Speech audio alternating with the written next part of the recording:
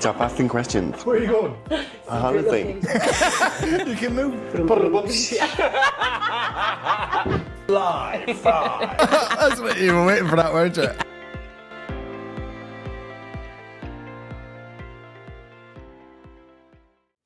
Welcome to Having the Chats with Peter and Sophia. In this week's episode, we have the pleasure of sitting with Dr. Bláithín Sweeney. Dr. B. Dr. B to me, right? So thank you so very much. You're very welcome. Thank you, Bláithín. Saying yes to do this. So as Sophia was saying earlier, there's a lot of words in your CV and your bio that we can't pronounce. Yeah. Right? And I didn't have a clue you were even a doctor. Yeah. You're just chill, cool Bláithín to me. That's it. You're Bláithín with the meditation, the yoga. Yeah, Queen Bee with the breath work and all that you do. So can you kind of let people know who you are and what you do, just a little, and then we'll probe your questions. Okay, great. Yeah, so the doctor, it's not like a medical doctor, it doesn't make that really clear, but I've done a PhD in synthetic organic chemistry. Mm-hmm. Yeah, so that's where I get the doctorate from, PhD at the end of the name or doctor at the front. That's how you capture that.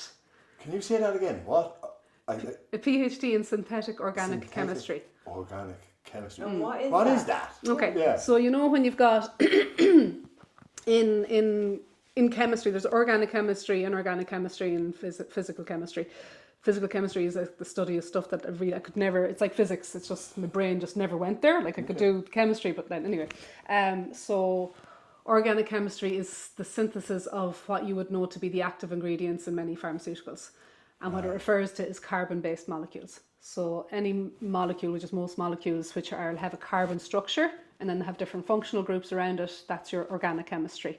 Inorganic then would do with heavy metals or another side of things. So would I be right in saying that we are base carbon? Yes. Human is. Yeah. Like everything you eat, your carbohydrates, your sugars, all of that's carbon structures, and then that goes into your body, gets broken down by the mitochondria, releases energy, you exhale carbon dioxide, and that goes back out to the trees. So it's yes. Wow. So that's the carbon cycle. It goes through your body. How in God's name did you get into that? Science degree. And then I found myself enjoying studying chemistry and not wanting to study anything else. Right. Yeah, I remember it was a second year realising, I like chemistry. That's weird. What age were you at that? Second year in college is what, 2019? 19. And you were thinking, 19 I like chemistry. Mm. Wow, that's... Yeah, well, you do it in your leaving cert as well, I couldn't tell you. I did my leaving cert in Mountjoy, I couldn't tell you. You know what I mean? Let's be honest. I taught myself 3 subjects in a prison system. Well, you might have gone further in your business if you studied chemistry. I think I went far enough now, to be honest. Anyway, going back out of that topic. But so you studied chemistry and then you liked it. Yeah, and you went on and did that. By third year of college, I was just doing all chemistry. I kind of dropped the other, because you can do that. You just start focusing on an area.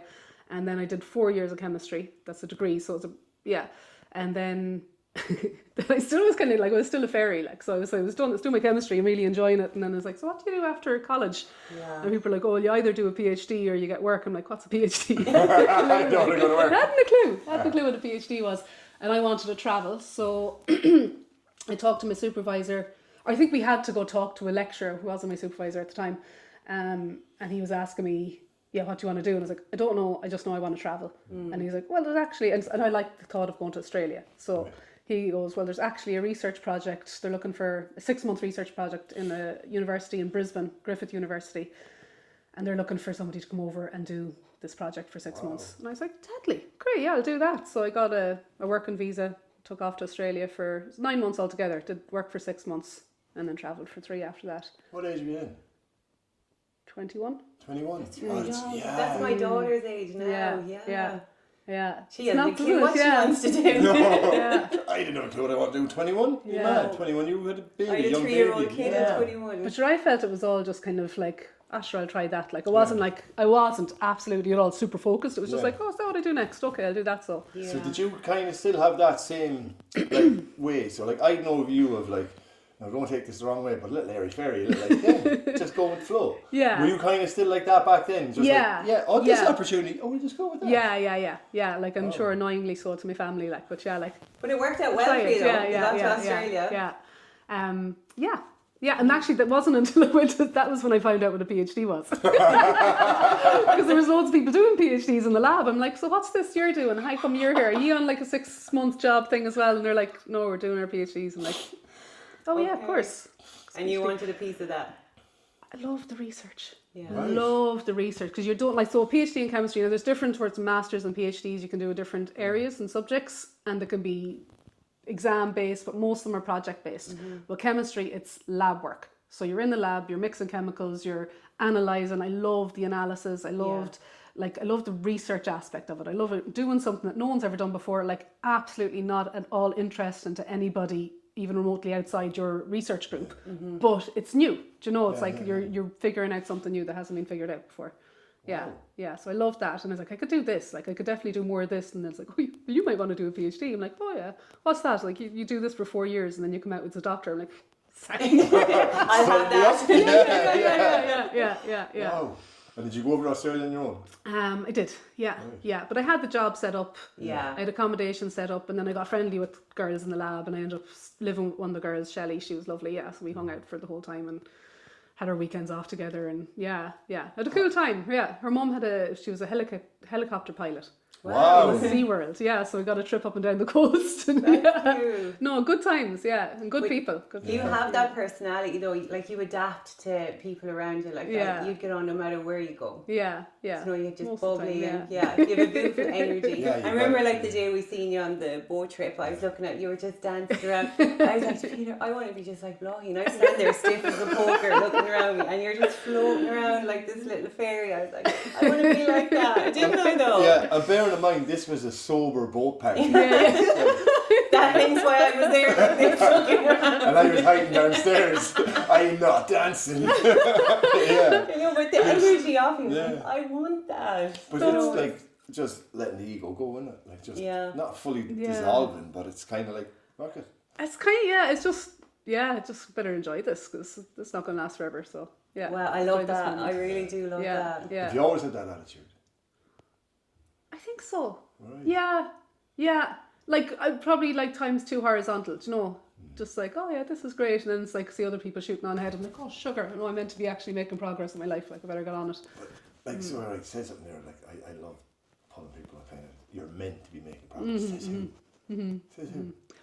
Yeah, no, I get that, but there's no harm getting nudges every now and again as well. I get that. Yeah. And sometimes anxiety I've felt or I've experienced. Sometimes anxiety. It's hard to say this because it sounds like you could hear it wrong if you're in a vulnerable place, but sometimes anxiety is your soul telling you there's more for you than this. Do you know? I agree with that. Yeah, I'd agree with that too as well. It's like it's kind of that kicker, that push, that like it's there's I suppose would it be like the anxiety of fear that's like holding you back, and it's like, come on, you gotta it's your body telling you there's more you can do here. You've got more potential here.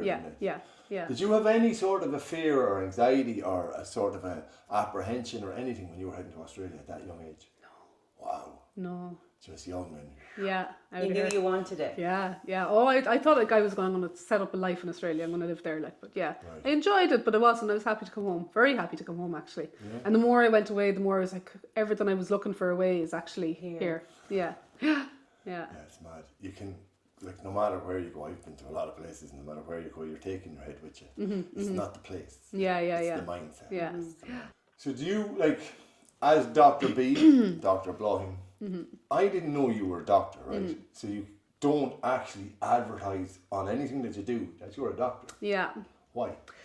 Well, I suppose I think I do have PhD on my website, but there can be a misunderstanding. Dr. Bláithín Sweeney doing yoga or doing mindfulness or doing anything like that. There could be assumption that I'm a medical doctor or that I've got more. I don't want to put myself out there as having more advice to give than I do. Do you know what I mean? Stay in your lane, as you'd say. It's just like, it just gives an impression, and But that is your lane, is it not? Like I'm not a medical doctor. No. But like the knowledge you have that you actually incorporate into your wellness, into your yoga, into your meditation, like they're but they're science based. You Yeah, bring yeah, in yeah, the yeah, science I do, yeah. of Yeah. yoga. Yeah. Like that's what makes it interesting. When Yeah. you're doing it, you know what's happening. You know what's activating. Like you did, you facilitated a day we were at. It was the vagal nerve, and like while we were doing these, like for want of a better way, it was a chanting workshop. It was a workshop of chanting. But if you called it that, people wouldn't have turned up. Yeah. So the way you described it and what you did with it was science. So like you're a doctor. Yeah. You're a doctor of yoga. Yeah. You're a doctor of wellness. Yeah. That workshop was beautiful that day. It was Did you like enjoy it? angels singing, Yeah. wasn't it? And that was all our own voices and Yeah. energy. And even at the end, there was tears coming down my face. I was like, this is so powerful. It was lovely, But that's yeah. because you created that space for Yeah. everyone. You Yeah. made it what it was. It was really beautiful. I think it's like, like I've been to lots of really beautifully held gatherings and I love them and I go all the time. But when I was much younger, like back, the girl who went off to Australia and that, I wouldn't have known what to do with myself in those situations. And if we'd just gone straight into the om at the end that we did at the very end, it's like, now we tricked you, this is an om workshop. yeah. I wouldn't have got it because my mind would want to understand, like, what's the point of this? And that was my cynical head. It was just like, what's the point of this? Why are we doing it? It's not enough just to do it and experience it. Now I'm better at actually letting myself experience something first before trying to analyse and take it apart. Yeah. But I really had to like train myself to stop approaching something new that way. Okay.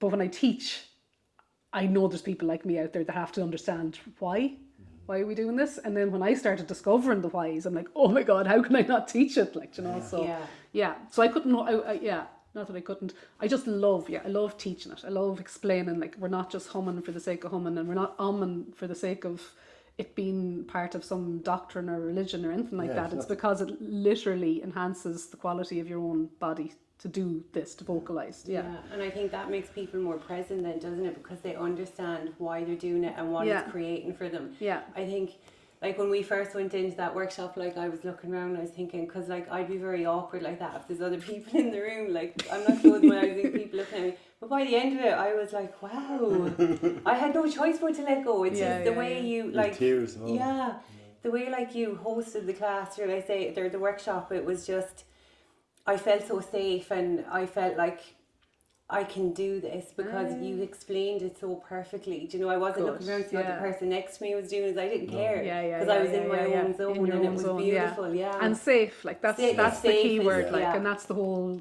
crux of the vagus nerve, is it's your centre of safety, and when you've got healthy tone in it, then you feel safe.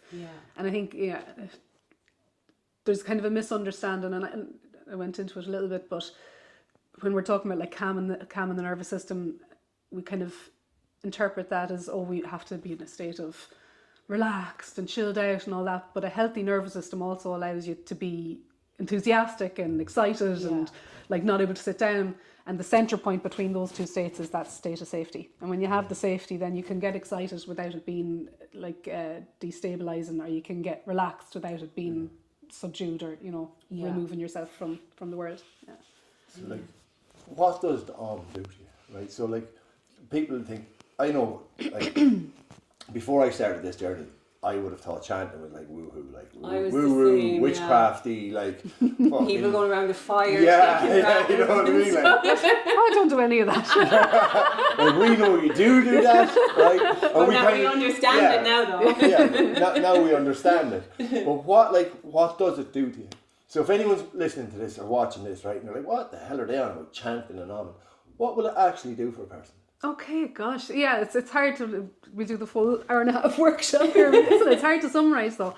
I suppose the first thing I ever heard about the om is that it's the sound of the universe. So, and beyond that, I couldn't actually add more words to that, only to try and put my own words on it. But it's the sound of the universe. So that was like, oh, that's interesting, I like that.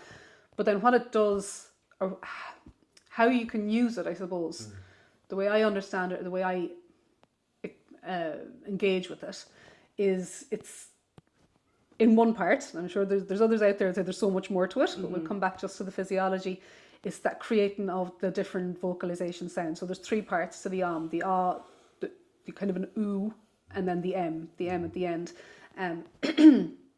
So those different vibrations in your own body. So when you vocalize anything, you create a vibration in your body, and that vibration tones your nervous system, but it also affects the surface of your cells, which is a whole other talk that you didn't go to, that you might do on Tuesday.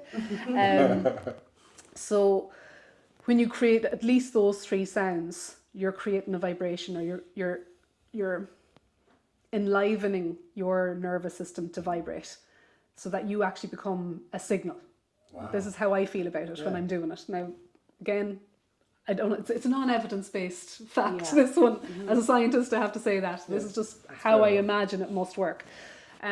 So yeah, you're creating your own vibration through those sounds. So it's is the sound of the universe. The way I understand it is you're switching on your own signal so that you can be heard or seen by the universe. Wow. You're making yourself present or known. Yeah. You're showing up for yourself. Yeah. You're allowing yourself to I'm show here. up. Yeah. We live in a world today where we don't allow ourselves to show up as our authentic self because of judgment. Yeah. But the judgment comes from within, because we're so busy judging everyone else that we allow ourselves to feel judged by everyone else. Yeah.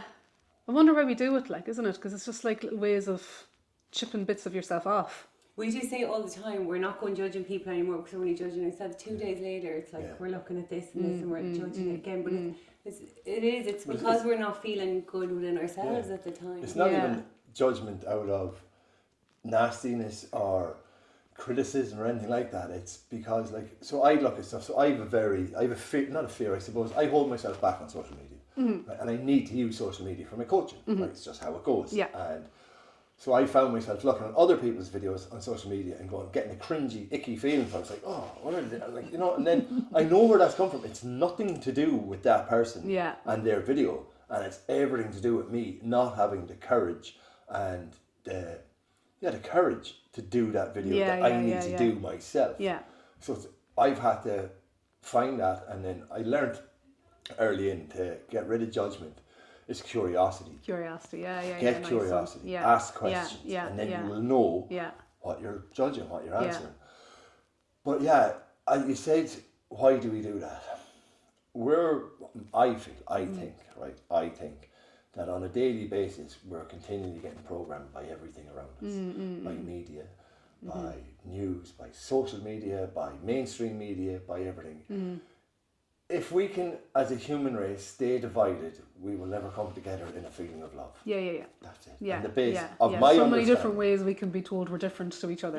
And not so many ways we're told we're similar. We're equal. But we are equal.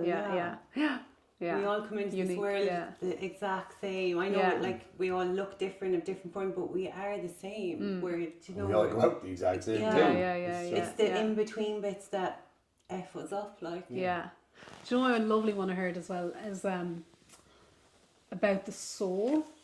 So, like, so I studied Reiki, and I believe in the energy centers, and it makes sense to me that we are energy. So just like your heart is the center of your cardiovascular system, if we have an energy field, then there must be energy centers. Like, it just makes logical sense to me. So, and there's some evidence. There's definitely evidence of an energy field around us, and there's some evidence of these centers. So when we're doing Reiki, it's like I would say, like a daily shower. Like you have your shower every day. A Reiki cleanse every day is always good because you're always picking up. Like, so the energy around you two right now in this room is different because you're there. If you weren't here, it would be different. So your energy affects the room, but you're also affected by the energies that you come in contact with. You walk down through town, you go have an energy cleanse afterwards, you know, because you're picking up stuff and you're giving off stuff. But what I heard that was really nice is that with all these energy layers, our soul, our essence doesn't need cleansing. It doesn't need fixing. It doesn't need improving. It doesn't need getting better. It doesn't need fitting in. Like, the soul, when you come onto the surface of this planet, into this earthly life, is already perfect. And it's the other stuff then that can get damaged and knocked off place and has to build itself up. And then recently I was having a chat with a friend, and we're having this idea, maybe it's like, and everything is just, it's not a nice idea. Do you know what I mean? It's like, this is just, philosophy, I suppose. Well, that's exactly it. Is it like, you know, because when you've gone through suffering, when you've been through really hard times in your life, you wonder, what the hell did I have to go through all that for? What was the reason for it? And we're saying, is it that almost like, so if you are a full, complete being coming onto this earth, but parts of you are subdued, so that you have to go through the process of learning that part of yourself. Okay. So it's not that you were lacking and then this happened to you because you were lacking, but it's like you chose, okay, I'm going to pull back this note from my full song so that I can learn how to sing that note. And whether it's strength or resilience or compassion or whatever it is, whatever that quality is that you pull back so that you were forced by circumstances to then really bring it into the light. Yeah. And then if you weren't vulnerable coming in, so that if you were in your fullness at the start of your life, you never would have been vulnerable to those experiences that you went through. Do you know what I mean? So it's almost like you had to kind of be not less of yourself, but just some parts of yourself toned down. Yeah. It's like when you see like two people go through very similar things in life, but they deal with it completely different. Yeah. And the outcome of each person is completely different. So it's very similar. It's the exact same as that, really, isn't it? Yeah. So I have a question for you then. Of course he does. I have a question, it just sparks curiosity in my mind. Right? How does it sit? You've been a Reiki practitioner and a scientist. How did that mold together?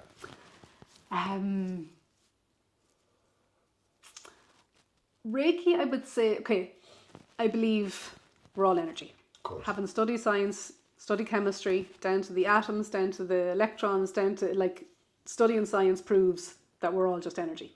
Okay, so that part, anybody says, oh, I'm a scientist, I'm not into energy, it's like, dumbass. But like, just, you can't study it and not get that that's the laws of nature, laws of physics, laws of life. And then the chakras, the energy centers, I have not found like solid scientific evidence that I would say, oh, that proves it. What I have come across is some really interesting studies. So they did one where they had, was it like a good number, I think it was like 100 Reiki practitioners. 50 of them were genuinely trained in Reiki, and the other 50 were what they call fakey Reikis. So they did the same hand movements, but they weren't trained. Okay. And they studied the brain waves or the brainwave state of the people who were receiving the treatment. And the people who were receiving the treatment from the genuine Reiki practitioners, their brainwave states altered. And they altered to the brainwave state that people experience when they're in hypnosis. Wow. Yeah, so that sounds kind of scary. Oh, is that what you're doing to me? But it brings you into that place where you're, and then this is where it would veer off into psychology, where I'm not trained, but just, through absorption. Yes. But it brings you into that state where you're better able to receive a new idea. So for the person, there's also evidence to show that it calms the nervous system. Now, whether that's Reiki or if it's just the sheer act of being in a safe space with someone that you trust. And with Reiki treatment, after we've done the energy cleanse, there is just this very gentle hands-on aspect. And if I get someone who's very high anxiety coming in, I'll start with that because I know that their body just needs the calming. Yeah. So all of that, okay, they're like little bits of evidence. I go, this is true, this is true, this is true. And then there's just the stuff that happens that I can't explain. Yeah. So the stuff where I get an intuitive knowing of what that person's going through, and it's a conversation. Like, so I don't see things, I don't hear voices, and I don't mind explaining it. So I'll be working on someone, like mostly through the hands-off part, and it's like if their solar plexus is out, and I have my way of checking that, then I'll be like, okay, the solar plexus is about motivation, it's about your connection to soul, your soul power. It can be like your mischief center. Like, so these are kind of, for each chakra I'd have 3 kind of general areas that I associate with them. And then I just feel into it and I go, no, something to do with motivation. It's like mischief. This person's not having enough mischief. Is there something has dampened their mischief? And then I start imagining that I'm telling the person what I'm seeing, but they're quiet, they're sometimes asleep. And a conversation happens in my head. And I know the feeling of it now. So I've been doing it 3 years now, doing treatments. And it's just a feeling. I get giddy. Like I want to go, oh my God, what did I tell you? That's how it feels to me when I know I've hit on something. So then I have to like kind of finish it off and I have to let it come through. And sometimes it's really strong message. Sometimes it's just this weird, like the first time it kind of really happened clearly was, and as most people do, become a good friend, like, but I was starting this conversation about the angels. So I can't remember which chakra it was, but it was something where I was like, okay, something about faith. Maybe it was the crown chakra, faith, angels, God, and a thing, and religion. And I was kind of going, God, it's funny how like religion and the church has taken control of the angels basically, but they don't belong to the church, like, you know, they belong to life, to us, to everybody, like, you know, and I believe they exist, you know. So I was having this conversation like in my head, and at the end of it I wanted to apologise to her. I'm really sorry, I kind of went off down this tangent in my head, and, you know, did you enjoy it? She goes, that was really strong, really got lots of colours and stuff. And I was going, oh, okay, great. And I said, well, I'll just tell you like where my head went, because I feel kind of guilty that I was off having a chat with you in my head, but I wasn't fully focused on what I was doing. I wasn't present at all, So I was telling her this, and she's like, her PhD, or was it a master's she did in her study in college, was on religion. Wow. And she working with teenagers, and she does a lot of talking about religion with the teenagers and about different faiths, and that there's a source before religion came along. And yeah, it was just like the two of us were like, wow, oh my God. Like, she goes, you literally just described my PhD to me. I'm like, that's nuts. That's nuts. And stuff like that happens. And that I can't explain through science. I don't think it's nuts. I just think it's synchronized. It's synchronicity. So I'm a huge believer in energy. I'm a huge believer in that we are all, like, I mean, all of us on this entire planet, this entire rock. This might sound crazy for some people to actually get their head around, but we are all interconnected and connected by hidden threads that bind us all together. And there's something going on. So there's always something that's happening for a reason.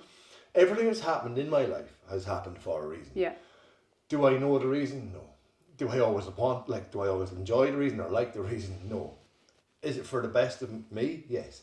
Does it turn out to be not for the best of me? At times, yes. Why? Because I get in my own way. And that's it.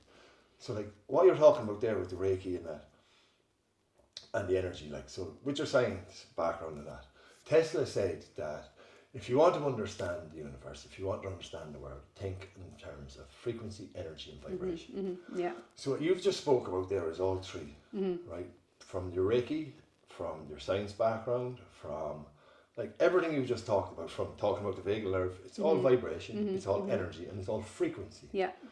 Like, as a scientist, do you think that, like how do I even say it? Like, can you actually comprehend it, or is there a part of you? Yeah, is there a part of you that's just like, oh, it is like what it is? I just like comprehend what, like the life in general, or how it all comes together, how it all binds together.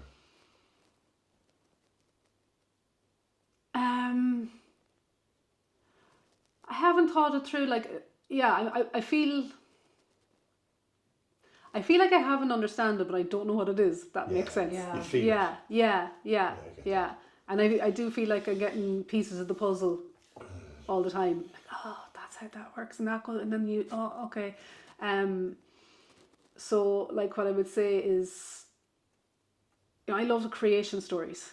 Like anything where it's like, you know, even in the Bible, I'm like, somebody put it across my path recently. I was like, oh, let's reread the Bible creation story. What did they say happened? But then like the Native American ones, and there's a great book by Jeremy Narby, The Cosmic Serpent, and it's talks about like just this idea that there was one. This is where, Cosmic Serpent is probably the book that combines the two, where, because we hear about the Big Bang Theory, and we hear about like this kind of, there's in the different ancient creation stories that talk about like, the serpent that came through the land, and this arrival of an egg, and all these kind of different symbols. And then with the rock art and all, there's all these different symbols. What Jeremy Narby does, he brings it together and kind of postulates that it potentially was like the arrival of DNA on the planet, and then DNA seeded the planet, and then over time, and DNA is a very structured, repetitive, carbon-based molecular structure. So what came before DNA? Where did it come from? I don't know. I love to hear every story about it. Like, there's nothing that shocks me. I'm like, oh, that's probably true. Yeah, that's probably how it happened. But that, to me, gives me some sort of context of like, you know, we are basic, like in every cell of our body, we have DNA molecules. So you could like take one cell from you and recreate a whole new you. So how it can't be that bizarre to think that there's like one of source of everything, like plants, animals, humans, all of it's like one source. So scientifically, it's one source, which is what the religious texts say and the spiritual texts say, that we're all one source. So you say like we're all connected and we all come from one place and we're all unique but different. It's like, well, yeah, we like scientifically that's true too. Mm-hmm. Why is it so hard for us to actually comprehend and not divide through country borders that don't exist, colour, creed, race, all of this crap? Yeah. Sorry, that's just my opinion on this. It does crap. Will we ever be one race living on the one planet as an entire species? That's a big ask, Peter. I know. It's like each individual has to reconnect at source. Yeah. That's the part. It's like we become disconnected from ourselves, and that's like Reiki that came home to me. We did Marlene ran a Reiki retreat for Reiki practitioners, and it was a beautiful weekend. And it was just the kind of the question of the weekend was like, why do we do it? Why do we keep coming back to it? And the question from each of us, it just brings you back to yourself. Brings it back to yourself, and then what is the yourself? And it's that deeper source, that deeper essence. There's something more. And if each person came back to themselves in that source, like they say, all emotion comes from love, even the emotions that we would consider difficult or unpleasant or ugly, they all are sourced in love. So like, and Reiki brings you back through all that stuff and back into yourself. And if everybody did that, then you would see your nirvana. Isn't it like, isn't it mad, like the world we live in today? People are more afraid of love than they are of hate. Why? Why do you think? I don't know. Why do you think people are more afraid of love than they are of hate? Like people, like from the stuff we're talking about here, like say yoga and stuff like that, people would rather go out in the street and take drugs than come in and sit in a yoga class. It's more appealing to them. Whereas out there, it's full of hate, it's full of fear. But do you think it's more appealing? Like for them, or do you think there's something more at play? No, I know what you're saying too, but like the younger ones, like starting off, they take the drugs because they think it's cool. Do you know that sort of way? And like doing yoga and stuff like that is also cool. Like, why are they more attracted to this stuff that could possibly kill them, get them into a lot of trouble, than going into a nice cozy room full of love, full of good energy and stuff like that? It's like the universe or whatever just sends them that way. They don't want to go to the good stuff. But does that all go back to what you just spoke about earlier, about how certain things are dulled down and we have to learn, so we have to have experiences? Yeah. But what I have learned and what I have seen is those of us like ourselves who did go down that path rather than the path you went down, right? And we had a challenging existence with substances and alcohol and gambling and whatever else that brought harm to us and everyone around us. When we find ourselves, we dive into love very, very deeply and service and connection and oneness and try to recreate what we were missing and what we tried to find through drugs. So I've learned, like, when I was younger and when I went and looked for my ease and comfort through drink and drugs and all the rest of it, I had more to me. I had a spirit inside that I couldn't understand, comprehend. I had an energy that I couldn't deal with. I didn't feel that I belonged on this planet. And with me being adopted, I was placed into a family that, again, my energy didn't match. Like, very, very different. You know, the energies are just different. And it's no one's fault. It's just how it was. So then, in turn, that made me feel even more like, oh, I'm not supposed to be here. Like, what the hell is going on? And then when I shut that down with drugs, it was like, oh, I don't have to deal with that. I didn't have to think about that. Don't even have to look at that anymore. That's gone. And it stayed like that for 20 odd years, and then I got sober. It's like, oh fuck, it's still there. But you're saying all that, right? Whereas now you get like more pleasure in ways from doing the yoga and stuff, Bláithín, and doing your deep breathing and your meditation and stuff. That brings you into such a good place. That could have done the same for you years ago as what the drugs did. It could have, but in the circles that I went around and that wasn't there. Oh, no, what I'm saying is that, like, if the younger generation are more aware, like they are now. Peter, remember the day we were down at the water with my two nieces and we were sitting there meditating and they were like, what are you closing your eyes for? What are you doing? But yet you could bring them in a pub and sit with them all day and it's fine. Because it's normalised. That's what I mean, In saying that, now this is a question for you as well. In saying what we're talking about, so I grew up in the 90s and early 2000s, right? Yoga was around, but it wasn't as around as it is now. Do you think there's a shift in consciousness towards wellness? I definitely would see it, like, yeah. So, I mean, when I started teaching yoga 13 years ago, is it now? There was maybe 3 or 4 other teachers in Sligo.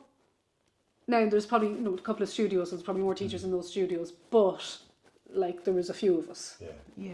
And now there's... Everywhere. Yeah, like, there's a lot of teachers, and that's not just Sligo, that's happening everywhere. Yeah. So it's definitely becoming more normalised.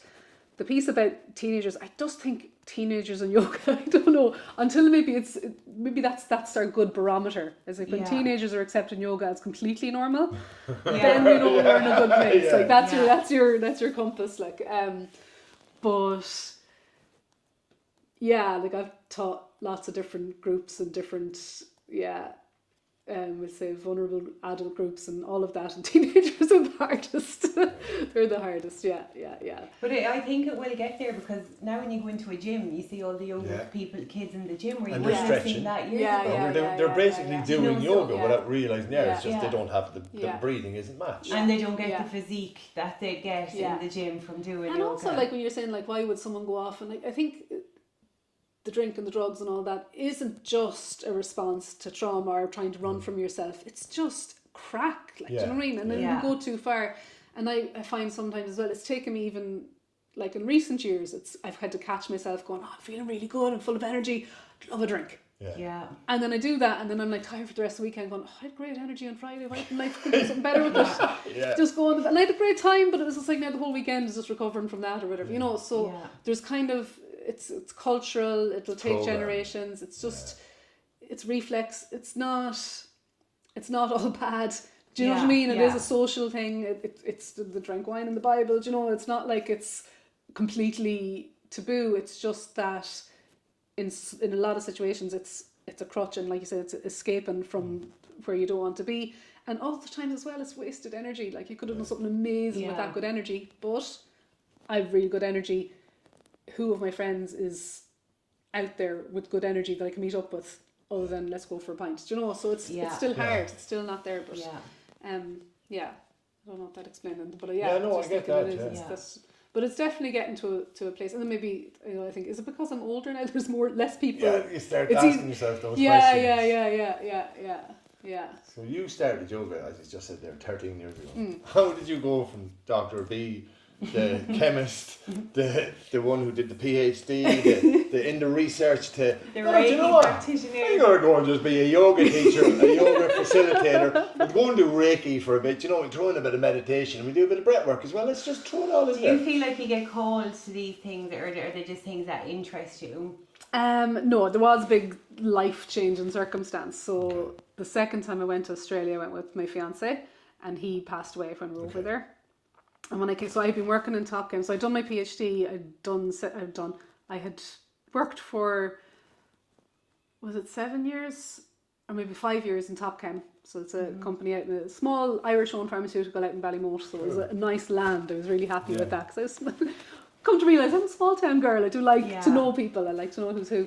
And then so we went to Australia, and he passed away, and I came back. And maybe after a few months, I went back into Top Chem, and I was there for 2 years, and I was senior chemist when I went back in, and they promoted me to a new project manager, so managing new projects as they come in, which I love. Like, it's been running your own business, you kind of have to enjoy new projects, because every day is a new project. So I really enjoyed that, and then I think it was just 2 years into that, and I just felt. It just flatlined. Like I was just going, really not getting any joy out of this. And I just thought, am I getting, and I did have to take some leave for, they call it delayed grief. I think there was, but I knew the day I was time to move, because I had done my yoga teacher training. So when I came back from Australia, I went and did yoga teacher training just as something to do to reset myself, to find a new foundation. So that was all in that time. So that it kind of, yoga became my new foundation and belief and okay, and I read the Tibetan book of the living and the dying, and you know, I just started getting into all of these big things, and I was kind of going, okay, I'm really interested in this stuff, and I want to know more, and I need to be able to figure out how the hell to move on. So my co-worker and supervisor and good friend, we kind of had our desks beside each other, and we're on the lunch break, and he had a magazine out. Now, Stephen is super sciencey, like just like keen scientific mind, and he had a magazine. What magazine is he reading? So I looked over his shoulder, and of course it was Chemistry Today, and I was just like, and in the way the work was, it's like my next position probably would be moving into his position, and he'd move up here. So I was like, I'm never going to want to read Chemistry Today on my lunch break. Like, that's just never going to happen. Yeah. And I looked down at my bag, and I had yoga magazines sticking out of it. And I had been teaching, like, you know, doing random classes around, and I was just like, I don't know if I had the thought first of like, what is it I would like to do that I would also be reading about it on my lunch break? And then I looked down and I saw the magazine and was like, oh, right. And then I thought about the few people, because there was only a few at the time who were teaching yoga, and going, right, they're full-time yoga teachers. They've made it work. Yeah. I can make it work. And I don't know why, I remember one of the other guys, Kieran, walked through the door, and I remember him just walking through to the lab, and for some reason in that moment I went, I'm going to do it. I'm going to leave this eventually. Yeah. So that's definitely my next step. I think Stephen was let go then. And it just kind of helped me realise that, you know, because there was a loyalty, because it was such a small company when we started. Like, there were 7 people when I started, there was 37 by the time I left, and I felt a kind of a loyalty, and then Stephen was let go, so that kind of was just like, just a little bit like, what's the word? No, it wasn't a big thing, but it was just like, okay, yeah, no, you don't need to have a loyalty here. Like, they'll yeah, you know, don't feel like you have to give yourself to them, because yes, okay, that's fine. So I went into I think maybe a week later, went into the boss and said, I'm going to be leaving. But I went to Australia before and I came back, so he was like, I was like, no, I'm really leaving this time. Like, yeah. I gave them 2 months notice, and I helped them recruit and find replacements. I remember like giving the notice and driving home that day going, oh my God, I'm doing it. And I drove back in the next day, I was like, 8 weeks. 8 weeks.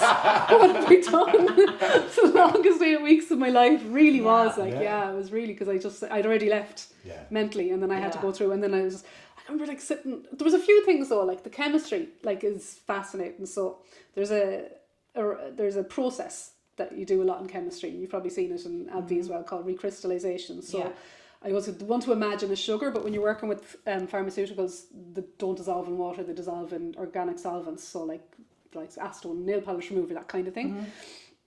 So when you're trying to purify a solid, usually white crystalline material, so that's why I say sugar, just for a visual. So what you'll do is if you imagine sugar that's gotten some coffee grains in it. This is just like crack reproduction. Come on, this brings me right back. So you dissolve all of it in the appropriate solvent, and then you need to crystallize. Okay, so I remember this one reaction is that my head on the fume hood, and I was watching, it wouldn't, so you have to have the right temperature, the right concentration, like just at the right amount, and it wouldn't crystallize, and I was just like, why is this thing not crystallizing? And then you can add a seed crystal, which is kind of a cheat, but it's done, it's worked. It's not a cheat, it's what you do. Yeah. And there was a big enough reaction flask that I could see it happen, but I added a seed crystal in, I saw where it landed, and crystals formed throughout the entire solution instantaneously. And I just remember going, how did they over there know that there was a crystal over here? Like, it was just, and then it was just this beautiful, like, flocculent, kind of snowy kind of material, and all the crystals started falling out. But just in that moment, it's just that whole thing where everything's connected. Like, even in that, it's like it was a big reaction flask, and maybe that's not a big distance if people are used to working with bigger vats of material, but like, enough to go, it's instantaneous. You know, when there's a change, when you reach, like, what's that phrase people use? Consciousness capacity. It'll come back to me in a moment. When you reach a certain, I'm going to say concentration because we're talking, but when you reach a certain,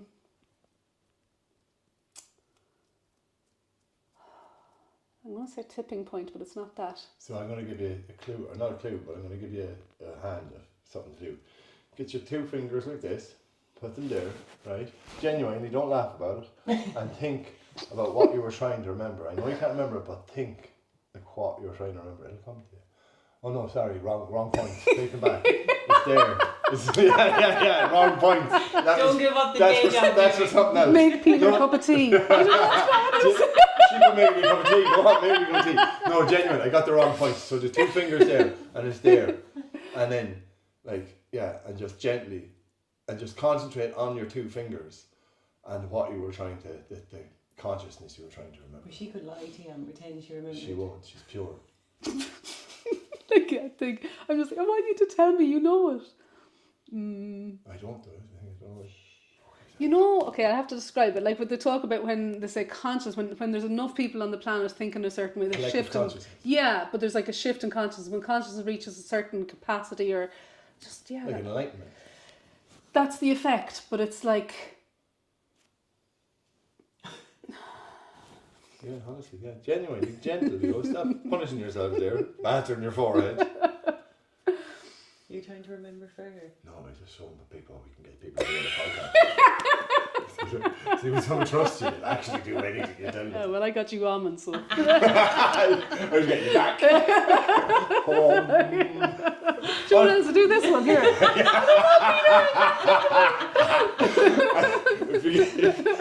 I was going to say something else, but you won't go around. That's for only fans. You won't go down that road. No. What else am I doing? It's not past 12 yet. No, no, but I get you. We come back to, it's not serious, but whatever. So I'll explain what it means anyway. So there is an understanding that on the planet, and you talk about like, are we going to ever reach a point where everybody is like being accountable and responsible and we're all doing the right by the planet? Like, instead of like doing well, Irish, English, American, Scottish, whatever, we're just no race, no colour, no creed, no nationality, no border, no fake line, we're just beings. Yeah, but there will be races, colours and creeds, cultures, languages, personalities. Okay. I get cultures. Culture's cool. Right? Culture is understanding and learning, and culture is like different parts of the globe. But as an entirety, like we are just human beings. We all have the same makeup, the same structural makeup. Yeah. We just look a little different. Yeah. And even at that, we don't even look like too different. If you get 2 frogs, they can look really, really different. So you get the Cambo frog and you get the Colorado river toad. One is a beautiful looking, like elegant frog, and the other one's a big toad. You know what I mean? Like they're very different looking creatures. We all look like we're humans. We've all got 5. Well, not all. The majority of us have. I have to be careful because we've a guest coming on who he doesn't have a hand. He calls himself I Can't Clap. Yeah, but anyway, that's another podcast that's coming. But we're getting off topic, right? Bringing it back. I bring it back to you. Over to you, Bláithín. Over to you, Dr. B. Okay, so this is a theory that when there's enough people on the planet thinking a certain way, there'll be a shift in consciousness. Right. Just like in that chemistry reaction. All the conditions were perfect, everything, but it wasn't crystallizing, and you added that one seed and then so like that's possibly maybe how it's going to be, that we're all getting to a level where like everything we've all the intelligence, we've the technology we need to do things, we've all the things, we've got food, like all the stuff is there, and then there'll be something that just there's enough people ready to go, okay, let's do it that way because that's the better way to be. Right. Maybe. Do you find I like that. So it's just it's just that last thread that binds it all together and goes bang. Yeah, and like everywhere on the planet at the same time. At the one time, wow. But do you find the more materialistic this world is getting, the more people are losing themselves because they're depending on more of what's around them than what's in them? I couldn't possibly say, but I think there's an awful lot of people who are finding themselves. Yeah. Like just as much as going through suffering and trauma can force you to a point where you have to just find yourself and come back to that also getting everything not handed to you, but getting everything that you've ever asked for can also cause you to reach a point where you go, what's the point of all this? And then you find yourself. So whatever path you take, I think maybe the way the world is now, we're seeing more of how people really are. You know, because it's all so visual and it's like it's so globally present. I think people now though are a lot more understanding nowadays about people's mental health and people's wellness and people's awareness and stuff than there were a few years ago. Oh, definitely, yeah. No, definitely was you wouldn't talk about it. No, that's it, because that's she suffers from her nerves, we don't talk about her. That's it, she's got depression, don't go near her, she's not well. Do you know that sort of way? So that leads me on to something else. Of course it does. I won't say it then. Go on. I know, but you have a charity. Yes. What's the charity? Charity's called Having a Laugh. What's Having a Laugh? So we provide activity vouchers to people coming through mental health recovery. Right. So based on, I suppose, the want for there to be hope for people coming through recovery, with so much, just in my experience of people I know who've struggled, that the fear of even asking for help is because the only thing out there in the narrative or in the visual is that once you ask for help, you're going to end up in St. Columba's in a straitjacket. What's St. Columba's? Sorry, just... Yeah, St. Columba's would be the... Psychiatric. The mental health hospital here. It's moved now, it's not St. Columba's anymore. So yeah, no, it's okay. Local reference, yeah. Yeah, no. So yeah, there was a want, there's a number of... There was a few people in our group of friends that took their own life in the space of about 2 or 3 years, and from that grew we started supporting each other. So we all had different activities, so we'd all go out and do yoga, and I teach the yoga, and there was a couple of friends who had started an adventure tour company, so we'd go out mountain biking with them, and we're all just doing that, like just checking in, meeting up with each other. And then on one of the anniversaries, we put together like a weekend long event, because there was that, like, oh, what we do for the anniversary, we go to this pub or that pub, and it was just like that's not how we've spent the last year. Yeah. No, like, not all of it, there was some of that. Not going to act like angel or anything. But no, more of what the previous year had been about, being outdoors, getting out into nature, meeting up, doing all that stuff. So for the weekend, we decided we'd have an adventure weekend, and we called it the Having a Laugh weekend. And having a laugh was kind of a phrase of resilience. It was more just like having a laugh, like in the face of adversity. Yeah. You're going to have to laugh. So we called the festival the Having a Laugh Festival, and we just did loads of activities. So we cycled through Slish Wood, we kayaked across the lake, we all went out to Beezy's Island, we had barbecue, we did yoga on the beach in Strandhill. And we had an evening kind of music event and big slippy slide into the lake, and just loads of fun. Sounds loads of fun. And we have some really cool friends who are into photography, still are, and just the footage, because even now I look back in the footage and you'd see someone like jumping off a slippy slide and then someone sitting on the tree having a cry. Like, it was just all very real and very raw and very necessary. So from that weekend, I would put a donation box around just to generate some cash to pay for the adventure tour guys, because we got them to look after the risk stuff. And after everyone was paid, there was, I think, 1,600 euros in cash. So then it was like, okay, want to do something with that. And there was I presumed, I said, well, obviously we want to put this towards a charity that runs these kind of activities for people who are in mental health recovery, and there wasn't any that I could find. Very good charity local here that does counselling, but none that I could find that actually just supports the activities. So it was kind of over and back in conversations that went, and eventually got talking to a guy who runs that counselling service, Northwest Stop. Yeah. And I was asking him, can we put on a surf lesson for some of your clients? And he kind of started a little bit, had me on the back foot. He's like, oh yeah, no problem, yeah. And tell me this now, are you going to call it a surf lesson for people with mental health problems? It's like, okay, well, yeah. He goes, once you put that label on it, they're not going to go. Like, because whatever you do has to be as appealing to somebody who's in a good state of mind for it to even be remotely have a hope of someone who's got all these barriers and resistances in them. So I got a bit frustrated, and I was just like, well, can I give him a voucher? Like, can we get you a voucher? Like, and it was being a bit smart, to be honest. Yeah. It's like, trying to give you some money here, like, And he goes, oh yeah, I have 2 lads who'd go for a surf lesson if it was a voucher from the company. Like, it wasn't from ye. And I was just like, yeah, okay, we can do that. And he goes, and actually, horse riding? Yeah. And then it just went from there. So I was like, okay, vouchers. So they're like anonymous. So they give me a birthday present or a Christmas present. They don't have to be from, there's no charity label on it. Yeah, you don't have having a laugh across the top. No. So like, if we wanted a voucher for any gym in town, we'd go to the gym and buy the voucher, and then we post the voucher. We work with a therapist now, so we don't deal directly with people, but we, for a few reasons, but so the therapist then would ask for the voucher for their client, and we'd post it out to them, and then they get to go and say, like I said, it's a birthday present or whatever. How long is that on ago? We sent the first vouchers out in 2015, so we're 11 years. 11 years. Yeah. How many lives do you think you've had an effect on? Not you personally, but the charity. I know what you mean, yeah. So our average about 80 people a year we sign up.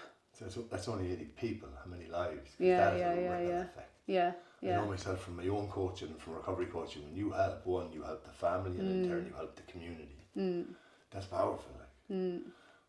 It's beautiful to put, like, I know grief is pain, but to put that into something powerful that could possibly save someone else's life. It's beautiful. Definitely helped. There was a funny energy with it. Like at the start, it was kind of, I would call it a grief energy that went into it, and it was like, hello. So there was a kind of I would say wind in our sails in those first few years. Very much it was like, oh my God, okay, we do this, and people were just like, there was lots of yeses, and a lot of the time actually it was just me saying yes. People were coming to me going, can I do this? I was like, yes. So stuff would come together, but it was going, I just was the person that's saying, oh yeah, you can do that, and if you do that there, and if you do that, and it all just kind of worked. And then probably just before lockdown actually, so it took a while for that energy to dissipate, but it did, and it came down with the crash, and then we had the lockdown. And then through the lockdown, we produced a book during the lockdown, got people to write stories, and we put it together and produced a book, which was lovely, to do that. But coming out of the lockdown then, it's just like, do I really? Because it takes a lot of time, it's all voluntary, and it doesn't operate unless you put in the hours. Do you know what I mean? Yeah. So, and then you have to fundraise. So it's it's just, there's always, there's always a lot of hours to put into it. And then, so there's been plenty of times over the years where I'm like, oh, maybe I should be going off having a life instead of sitting at the laptop till whatever time at night. And I was at an event last summer, and very much so last summer. We had a difficult few years, and last summer I was at that point of going, okay, here you are again, where it's getting really challenging. You don't know if you can go on. Is this the universal, whatever, source, God, spirit telling you to let it go now? Is that what this is about? And then of course it's okay, I can ask spirit. I have to really ask myself. This answer has to come from me. So I had that in my heart all summer going, this answer has to come from me. I have to know the answer, because I just get swayed again. So I've always been a bit whichever way the universe floats me. And I was like, no, I need to start taking the reins here and start figuring out what I want to do. And I was at an event across the country, Cavan, I was helping out at let's call it a sweat lodge event.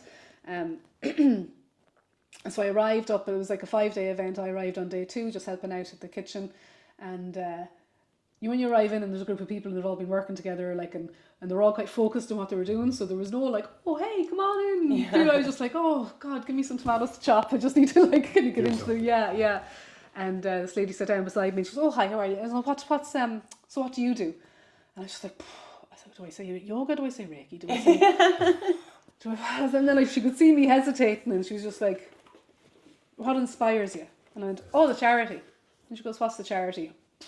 Talked for 20 minutes about the charity, and I went, all right, yes, it's the charity, so that inspires me. So that was the start of August last year, and since then there's been new, stronger energy coming through to it. I'm feeling, it needed to come from me. I think that was the first time in the 10 years since we started that I feel like it's actually coming from me now. Yeah, it was your energy. You were doing it for you, not for everybody else. So that's been feeling good. Good. It is cool charity. Yeah. I don't think there's much out there that's anything similar to it. There isn't actually, no, and I haven't come across anything, unless there's something else started. We've had a few phone calls from people in other counties wanting to start it, and I've explained to them in not trying to put them off, but I said, okay, well, you need this number of volunteers, you need this amount of money each year, and they're like, oh, and then they'd petered off. You're as well to be honest with people. Oh to keep it going. If you told people things were simple, a lot of people would be let down. Well, that's it.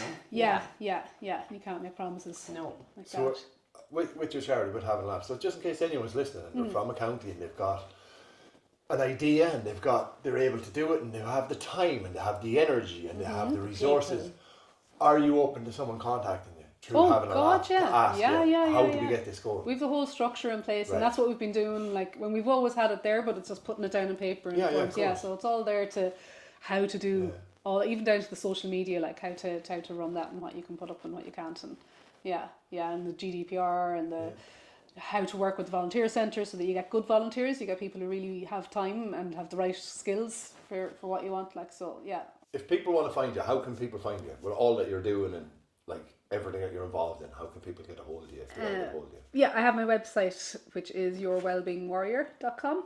Right. Yeah. So the name Your Wellbeing Warrior came about with my very best friend years ago. She was we sat in the lobby, or I don't know what you call it, the lobby in IKEA, and we were there for about 2 hours. And I'd started doing lots of different. I was doing yoga. I think maybe it was just yoga I was doing at the time. But we were trying to come up with a name for the business, and there was lots of kind of yoga terms and names that just weren't sitting with me. And I was like, because I don't feel like I'm always going to be just doing yoga. Like I want the name, I don't want to have to change this again in a few years. I want it to be a kind of an umbrella name. So I was finding it hard, the process. I just kept going, it doesn't matter, I just call it this. And she was like, no, how about this, how about that? And she was just really good for sticking with it, whereas I would have run away 5 times. And then landed on, we definitely said well-being more than yoga, and then it was like warrior because of that, like I felt passionate about people don't have the time to search for all these things, whereas I have left my job and I want to spend the time finding the stuff, and it's not just about building up a load of trainings, which is kind of what I was doing, but it's about what's actually working here. What does this, how do they relate to each other? They can't all be separate individual trainings. There must be a common theme to what's going on to all this stuff. And I want to find the evidence for it, and I want to teach the stuff that really works, and I want to know that it works. I don't want to teach it if I don't know it works. And that's when eventually the science came back in, where I started understanding the nervous system and everything. So then it was your wellbeing warrior. I'm going to be out there looking for it, and rather than think it was my wellbeing warrior originally, and I was like, no, that doesn't make sense. So it's your wellbeing warrior. So I'm here to find the stuff that works for you. So with that I have yoga, Reiki, I do massage, and then project management that I've gotten back into again. So which is really exciting. So that's I think that's the full currently. There's another thing someone's sneaking in there, but we leave that for the moment. I got something that I'm thinking about, but you were talking before to me about breath work, shallow breathing. We spoke about it one day in a podcast where I was suffering really bad, and a lot of people engaged with us and said that they were suffering from the same thing, and they thought it was panic attacks or anxiety attacks, and I did myself. But an Ayurveda doctor explained to me that it was I shallow breathe. Yeah. And that's one thing I really struggle with in yoga. I've tried yoga a few times, and I've really struggled because I get lost then, because I'm watching people around me, I'm listening to the instructor, and my breathwork can't keep up, and that's completely putting me off yoga. Have you any advice for anyone that's in the same boat as me? If you're shallow breathing and the want or the inclination is to want to take a deep breath, but you start with the inhale, then you're just going to meet that the shelf that you can't get down any deeper. So the one breath technique that I will promote over and over and over again, and I think I'd said that I'd been to a Safe Talk training recently, and the psychologist was even saying the number one breath practice to reduce high states of anxiety, to bring a person back to a state of somewhat stability, is the extended exhalation. So that's where you make your exhale longer than your inhale. And when I'm teaching that, or when it's being taught, it's usually there's a count that goes with it. So you can inhale for 4, exhale for 4, do that 3 times, and then you'd extend the exhale. So you'd exhale for 6, do that 3 times. And eventually you go to 8, but the 8 can seem quite hard to do. So you've taken an inhale and your exhale 5, 6, 7, 8, and it's hard to keep going. So I do that for a few rounds just as an example, because I do find people don't, even when you say extended exhalation, they don't get it until you force them to keep trying to exhale. And then it's like, okay, that's what it is, but now you're just going to breathe in your own rhythm. just try and make your exhale longer than your inhale. Doesn't matter how long the inhale is, doesn't matter how long the exhale is, as long as the exhale is a little bit longer. And then when you are exhaling, it's to slow down the exhale so that it lasts longer. So it's not about exhale and then holding your breath, and it's not about like trying to push more breath out. It's more that you're just softening it, making it gentler so it lasts a bit longer. And when you get to the point where you feel like you're starting to push, that's when you stop. Okay. And the key then is you don't stop and hold. Now there is a breath technique where you do that, and it has a slightly different function.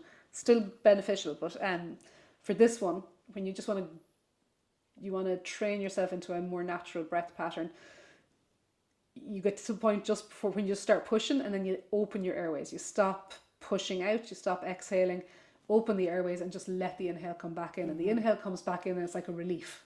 Do you know? So you're creating a little bit of breath hunger that causes your body to inhale, and then over time you'll find that inhale will come in, it'll go deeper, and it'll go deeper each time. So it's just that slow, steady, slow, and then let it come back in. And the first few will feel shallow, but then over time you'll start to deepen, and then you can start to direct it. You can bring your hands onto your rib cage and okay, now when I inhale, I want to feel it coming in here, I want to feel it coming in here, I want to feel it coming in here, and you can anywhere.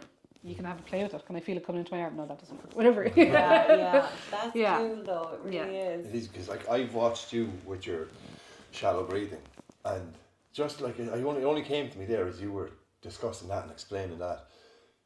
You've got the shallow breathing, and it's when you get that exhale, that's when you're like, it's like you're fighting for that exhale, and it could take you a couple of minutes, or it could take you 10 minutes, and like I've seen when you went through a lot of stuff last year, when we talked about it before in the podcast, when you felt safe and you were processing all the things that you needed to process, I've watched you go for 8, 9, 10 minutes, even longer at times, not been able to get that deep exhale, and when you got it, it was just like, it was like someone gave you it was like someone just gave you your life back. Like I'd have to sit up in bed to get that exhale out, and I could be sitting up for 5 or 10 minutes. It was nights I'd have to get up out of bed and go down and sit on the couch and distract myself with my phone until I'd fall asleep, because I'd be afraid I wouldn't be able to breathe. Just that shallow breathing. And I was fully convinced I was riddled with panic and anxiety and stuff like that, but it's just I wasn't trusting my own body to breathe for me. But it's a physiological response as well, like it's not to give yourself too hard a time. Like it can it's a real, like say when we talk about the nervous system, like it's a real response of your body that is holding the breath. So is that trauma based, do you think? Oh yeah, whether it's like one specific traumatic event, or if it's years of negative self-talk, or whatever it is, it's all felt by your nervous system, and it sends the signals into your body to hold. It's like you're bracing. So bracing wow, for so attack. you're bracing. So just would it be like, so you know Sophia's story and her background, a lot of her childhood would have been bracing. Survival mode, yeah. And it makes sense. I'm going off the topic a bit completely here, but it makes sense. A bit completely. When you say about holding on to stuff, like even with like constipation and stuff like that, I'm very bad at that. It's like everything that's in my body, I want to keep it there and hold on to it. So it does make sense when you're doing it with your breath and everything else that comes with it. Like it's slow, steady exhale. But it's like, isn't it like not cruel, but like it is cruel in a way that you go through all this in life and then you end up torturing yourself for what you've gone through. Like it's holding on something else. Doesn't belong to you at all. But that's the thing about letting go of the shame and the guilt, isn't it? Yeah, but that's what recovery is about, is training yourself how to come out of the survival state, the panic state.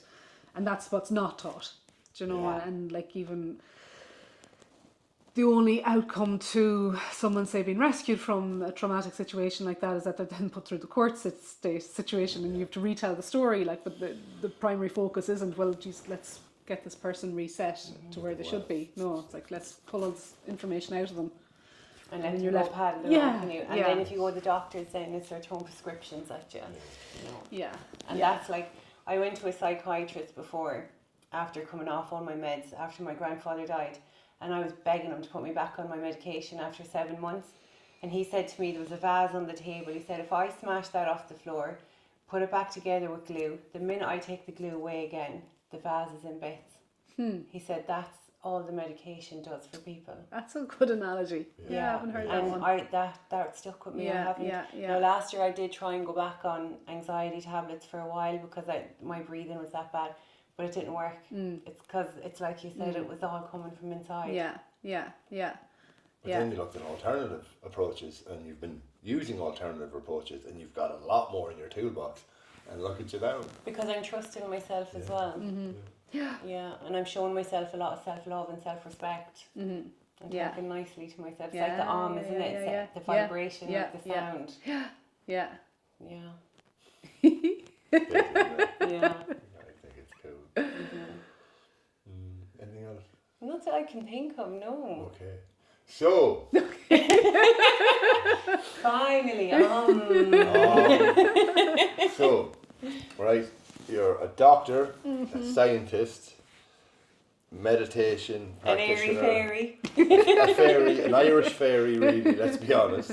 A yoga facilitator, teacher, practitioner, a Reiki facilitator, teacher. You run Reiki courses, a massage therapist, and a celebrant. Oh, yeah. How did that come about? Okay. And I know you're a celebrant because you are going to officiate mine and Sophia's wedding Ceremony. That's right. Yeah. Yeah. My cousin got married during lockdown. Well, the plan was to get married regularly, do you know, without the lockdown, and then lockdown, they had to postpone the wedding, and then the celebrant wasn't available. So they'd done the official legal part, so she just asked me would I host or, do the celebrant part. And I did, and I loved it. I really, really loved it. So then, and a few people had said, you should think about doing that. People especially, oh God, you should think about doing that. So I did, yeah. So I went, my friend's husband is a trained celebrant, so I spent a few sessions with him and we went through the whole course. And I haven't sought it out because, and I'm delighted to do it with you, because there is a process of, you meet with the couple, you want to get their story, you want to put, and it'll go over and back a few times, so I'll make sure that you know exactly what I'm going to say on the day. And that's not something I want to rush. So I haven't been looking for it because, as you know, I'm well busy. But when you guys asked, I was like, we love your energy, right? Yeah. You're just a bundle of love, right? A bundle of fresh air, honestly. Yeah. Honestly, and then we were talking about, we're like, oh, we're not going to win. We're not religious, right? We're spiritual, but we're not religious. We take a bit of everything, and we make do the best we can. Make it our own. We're like, right, well, how are we going to go about this? What are we going to do? How are we, and we're like, and was it you who says, would Bláithín do it? I said, no, what I said to you was that one day, I said, I'd love someone like Bláithín to do it. Yeah. And I says, let's just ask Bláithín. And then we were sitting having the coffee that morning, and you mentioned it. I was like, oh my God, no, that's crazy. Yeah, we said it to you. I think we asked you, and you says, well, I'm actually a celebrant. That's what it was, yeah. That's wild. So, there you go. If you need a celebrant, boom. Honest to that God. gives massages and Reiki. So if you need a celebrant, if you want to have an alternative holistic style wedding with yoga, meditation, like breath work, Reiki, massage therapy, and she'll marry you. Not marry you, but marry ye. Marry you together with your, gotta be careful here. I'm not selling her services online here, you gotta be careful here. Oh. So is there anything else in the pipeline for Dr. Bláithín Sweeney? I think we've hit on everything. No. Just a bit more free time. I think that's what I'm trying to focus on. Yes, no, but with all that we're just discussed, where does free time actually? Yeah, so what do you do for free time actually? Just out of curiosity, right? No, genuinely. So you do a lot for so many different people. Yeah. Between the charity, you're building your business, you're getting things up off the ground properly, you're getting it all going. What does Bláithín do for Bláithín? I'd love to say surfing, but I don't get out surfing as much as I used to. So for me, if it's just I need to get out, it's walk on the beach. It's as simple as that. And Strand Hill, the left side, the full loop. I've just seen so many. Yeah, I could piece together my whole life with what I was processing walking that loop. Do you know what I mean? I don't know how to say it, but if I talked to Bláithín every time she came around that corner, I would have my whole life story. I've walked that so many times and everything. Never in process and everything that's out there. That's your go-to place. That's my go-to place. Yeah. I like a good drive with no music on. Yeah, for a half-hour drive anyway. It's like, oh, like out to Tubbercurry, so do some work out there. So yeah, I just like no music now. Just need to. It's your time. Yeah. No distractions. I got away recently. Knock Airport, best place ever. Oh, not to Knock Airport. From Knock Airport. Yeah. I remember getting a text from you. I snuck away to Portugal. I think. It sounds so glamorous. Remember, I was like, she's in Portugal. But yeah, because like you can, like, there's loads of places you can go to from Knock. But literally, went out on Sunday, came back Friday. It's like nobody noticed me gone. It's cool. Yeah, But that was it's good really that cool. you were It's able nice. to do that for yourself and show up for yourself. Yeah, Without and just to feeling take the time. Yeah. Yeah. And Like I you hope- saw my window seat in there. Like that's sorry for Yeah. interrupting you, No, but you're that's just such my like zone out place, especially in the middle of the day when the sun's coming in. Like it's just a little bliss state, and midday snooze is like my reset. I feel like something's happening when I fall asleep in the sunshine. It's like something's like You're I can sleeping feel stuff energy. reconfiguring or settling me out. Like today, like I met you earlier today in town and I was just out of it, like in a funny headspace, and I came home and I had a snooze in the sunshine, had a shower. It's like, there I am. Reset. Right, you're on again. Yeah, and it's just to notice. It's to take 2 moments, and sometimes you don't have the space to take time. But like I know myself, if I do that for a few days, it's like you're going to have a face plant. Or you're going to have a day like today where I woke up and I just couldn't get myself right for the day. So yeah. It's great having the awareness. Like I say to a lot of different people I coach with that. It's great learning the awareness, and learning to have the awareness about yourself. But if you don't actually do anything about it, you've got a key to a lock that you're never turning. Yeah. It's the action. Yeah. If we don't put action into whatever the case may be, like we're going to stay in the same place over and over and over again. Yeah.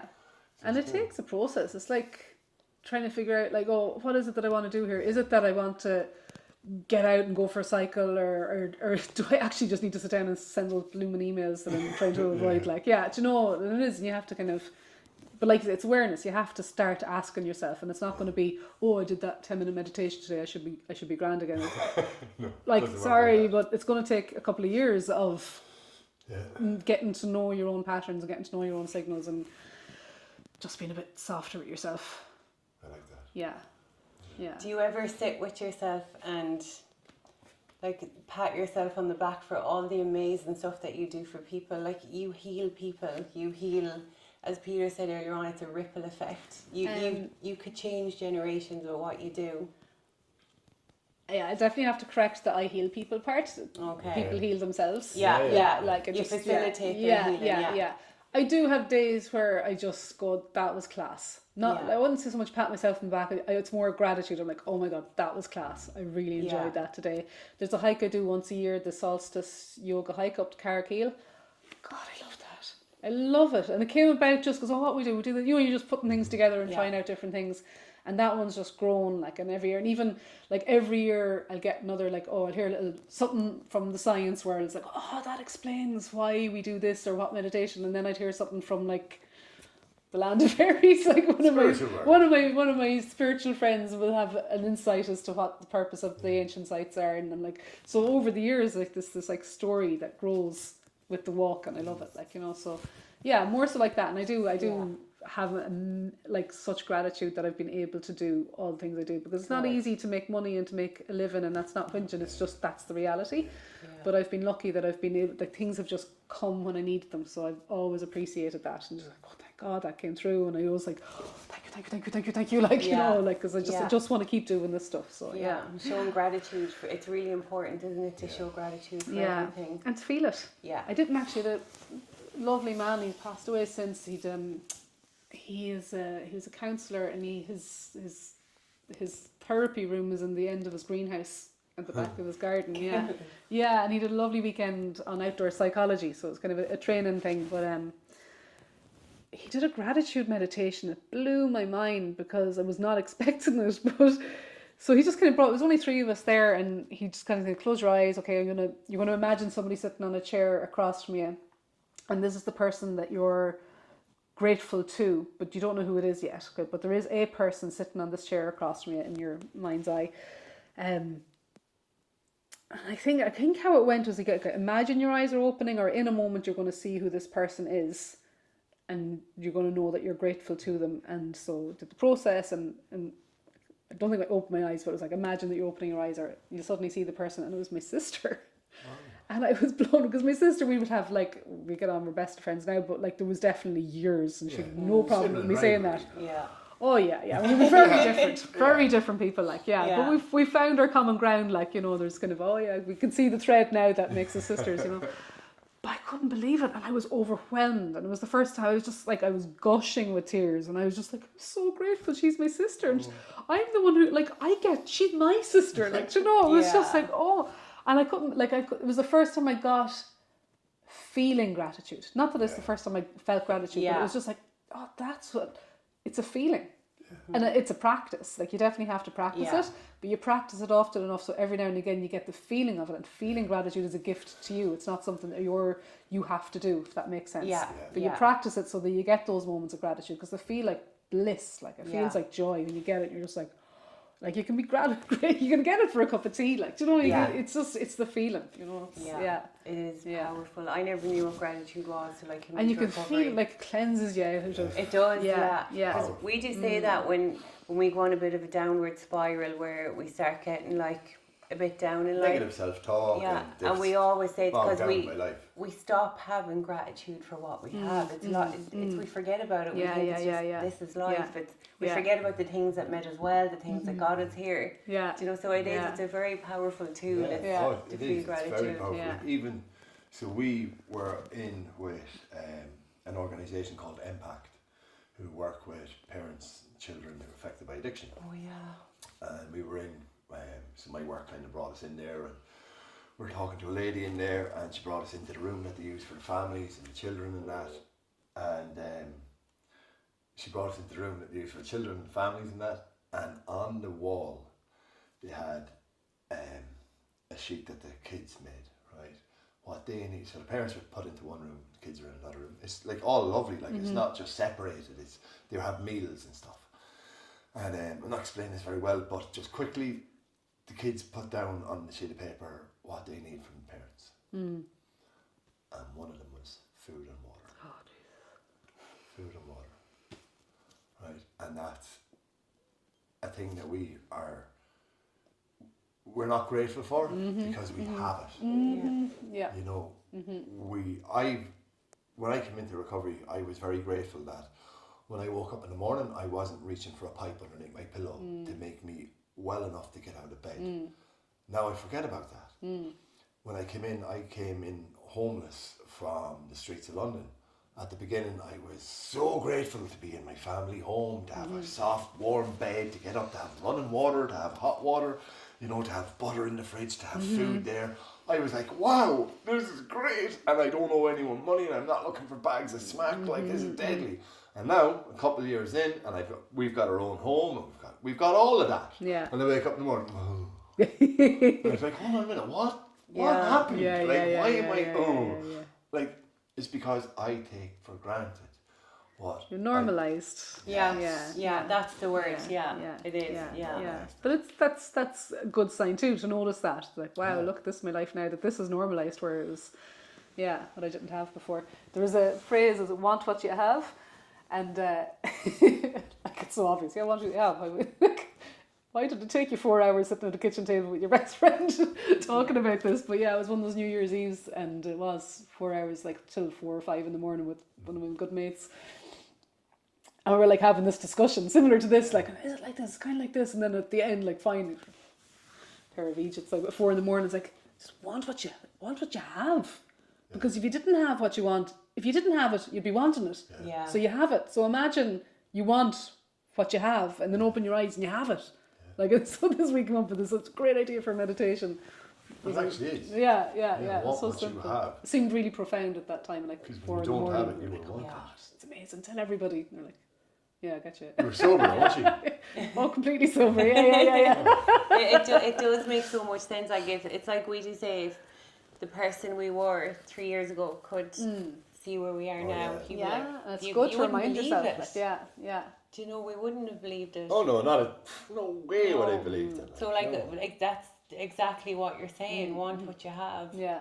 That is a cool way of putting it. The more like you break it down and actually just think about it more and more, want what you have. It's very simple, really, isn't it? But it's powerful because so what I have right now with the loving relationship, the home, my own like career, like all the knowledge, all the training, all the education, everything I have, all the amazing loving people in my life, all the energy, all the cool people that want the best for me around me. I've always wanted that. I've never had it because I've kind of, I suppose, repelled it as well with what I was up to and what I was doing. But I wanted it. Many times when I was in the depths of despair, going, "Oh, poor me, why am I like this?" No, like I'm like this because I was doing what I was doing in the depths of addiction. But I wanted what I have now. Now that I have it, there's times I forget all of that. So just want what you have. Yeah. So remember that when you're thinking about me, want what you have. You're on a fine line today, Peter. It's alright, I gotta push it a little. No, it's like that's. I'm actually going to use that one with my nieces. Hey, you're gonna copyright. Yeah. Yeah. But it's so Copyrighted. patent, But it's 4 a.m. club. commercialise that. before sorry. yeah. But it's so simple and easy to understand. Yeah. It really is. It's beautiful. I don't know if, do you think children would understand that or teenagers would understand that because they haven't gone through phases of actually wanting what they have? But baby, there's not many teenagers out there nowadays that haven't gone through something with school and social media, and Well, this is it. really is. Yeah. Like, Yeah. do you know, like you see young ones going around with phones worth 1,500-1,600 quid. It's nuts, isn't it? It's nuts. We saw that outside the gym the other morning. We were going into the gym and there was 2 children, must have been about 11 years of age. And between the 2 of them, like, they'd easily like... And electric scooters. Electric scooters, 2 iPhone each. Like, so like, that's... And then you think of that child that was asking for food and water. water. Yeah. Yeah. Back Yeah. that's another podcast. Yeah. That's another podcast altogether, that. Like. Yeah. So, are you happy with... And would you like to say anything else or wrap it up with anything? Or do you think we've covered enough? God love Noah. That's our editor. Hi, Noah. Yeah. No, I think we've touched on as much as we could touch on in one chat. So, is there anything you'd like to say to our audience? Our listeners? To our listeners. Anyone that might be feeling a little down or a little lost in life right now, is there any advice that you could give them? Because you've succeeded at so much and you put yourself through so much to help other people heal. Yeah. I think it comes back to that piece about just coming back to yourself and remembering that your soul doesn't need fixing. Your spirit doesn't need fixing. You're already perfect, and what you're learning is ever hard as it might be, just trust that you're finding, like everybody who's been through something difficult knows that what they find through that is their own strength, and you deserve to feel and know your own strength, because when you do, then, and when you have yourself, you can face anything. Yeah. Because when you lose yourself, that's when it all falls apart. Yeah. I like that. Very powerful. Very, very powerful. So on that note, guys, we'll leave it at that. And make sure you like, subscribe, follow, share. I say it all the time. It's cringy. I don't like it, but it helps it get out. And someone who may need to hear it, see it, it'll hit them. You know, we live in a world of algorithms. So, like, what takes you 10 seconds to like something, subscribe something, makes a huge difference to someone else's life. So that's it. And as I always say, we all know someone who needs someone. Thanks for listening or watching. That's a wrap. Turn the fucking things off. Oh!